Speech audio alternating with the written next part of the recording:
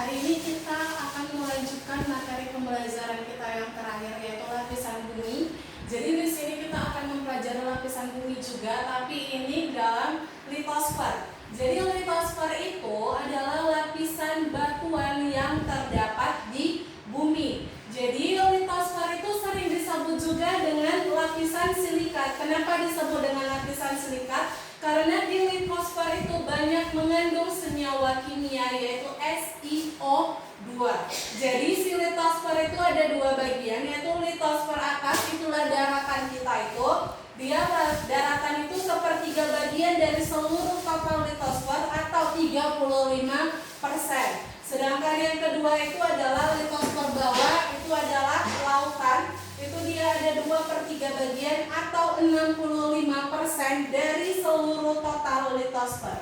Jadi lapisan bumi itu ada 3 jenis. Yang pertama ada kerak bumi, yang kedua ada mantel atau selimut bumi, dan yang ketiga adalah inti bumi.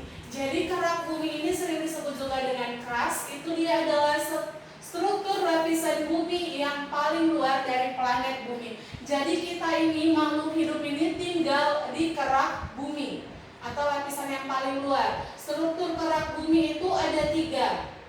Yang pertama itu dia struktur atau penyusun dari kerak bumi itu ada 3, yaitu batuan beku, batuan sedimen, dan batuan metamorf. Jadi yang pertama batuan beku. Batuan beku itu adalah batuan yang berasal dari proses pembekuan cairan magma. Jadi di selimut bumi kita itu terdapat magma yang cukup banyak. Jadi magma itulah dia yang lama-kelamaan naik ke atas permukaan bumi dan mengalami penurunan suhu atau mengalami pembekuan menjadi batuan beku.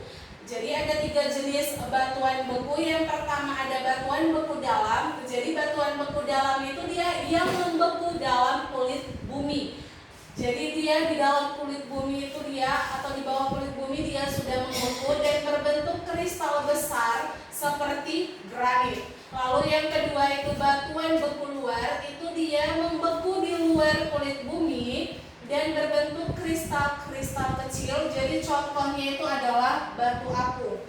Dan yang ketiga adalah batuan coral. Jadi batuan coral itu batuan yang membeku di dalam corong atau gang magma. Jadi contohnya batu fosfir.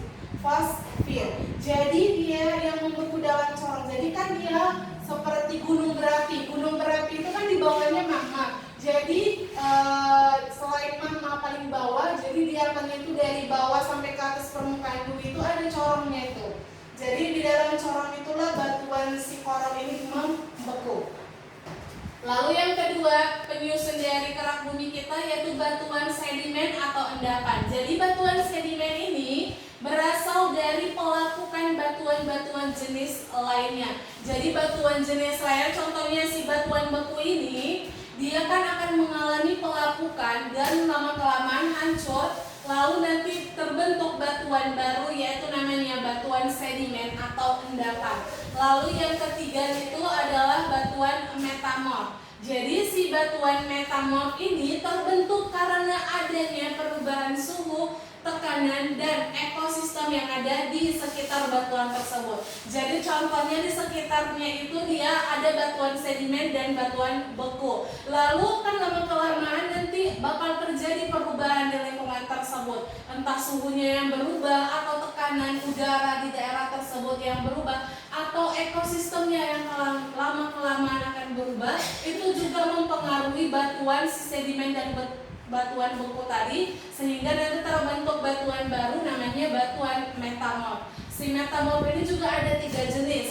Yang pertama metamorf termal. Jadi metamorf termal ini dia itu batuan yang berada di sekitar Gunung Merapi. Jadi contohnya misalnya dia batuan beku yang lama-kelamaan dia terkena dari si magma itu berubah menjadi metamorf termal. Lalu yang kedua metamorf kataklastik. Jadi si metamorf kataklastik ini dia batuan yang mendapat tekanan yang sangat besar sehingga menjadi seperti batu filit. Lalu yang ketiga metamorf dinamo termal. Ini gabungan dari yang kedua ini, termal sama si kataklastik ini. Jadi batuan yang berubah akibat tekanan yang tinggi dan suhu yang tinggi. Lalu masuk kita yang kedua, selimut bumi atau mantel bumi. Jadi selimut bumi ini adalah lapisan bumi yang paling tebal serta memiliki kandungan magma. Jadi karena dia memiliki kandungan magma, suhu di mantel bumi juga sangat besar, yaitu kira-kira 3000 derajat Celcius. Jadi ada dua jenis lapisan mantel bumi, yaitu mantel bumi atas yang bersentuhan langsung dengan kerak bumi kita. Jadi mantel ini dia pas letaknya ada di bawah kerak bumi dan memiliki kedalaman kira-kira 400 km.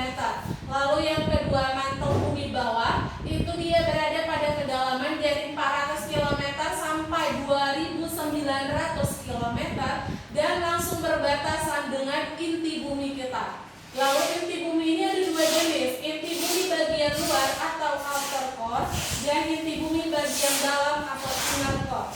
Jadi si outer core ini bagian terdalam dari struktur lapisan bumi ke bawah. Ketebalan dari si outer core ini kira-kira 2000 km dan berbentuk dia sangat padat. Dan suhu pada outer core-nya ini lebih panas daripada dia suhunya adalah 2000 derajat Celcius. Dan pada lapisan si outer core ini dia terdapat daya magnetik bumi kita. Itulah dia, dari lapisan inilah dia yang mempengaruhi kompas yang sering kita gunakan. Lalu yang keempat adalah inti bumi bagian dalam atau inner core. Ini merupakan pusat terdalam dari inti bumi. Kedalamannya katanya bisa mencapai hingga 5200 km dari kerak bumi kita dan suhunya katanya kira-kira 4500 derajat Celcius. Jadi kenapa dia bisa bersuhu 4500 derajat Celcius? Karena si inti bumi kita ini yang bagian inner core ini, material penyusunnya itu serupa dengan meteoroid. Oke, demikian materi pembelajaran kita untuk lapisan bumi 2. Bila ada yang kurang jelas tentang masalah kemarin, yang pertama itu atmosfer dan yang kedua litosfer. Kalau ada yang kurang jelas boleh ditanyakan dengan Miss. Dan untuk kuis serta empatinya seperti biasa bakal di-share melalui grup WA kita dan dapat dikumpul langsung ke wali kelas masing-masing. Oke, demikian materi kita hari ini. Siswa IJI sukses.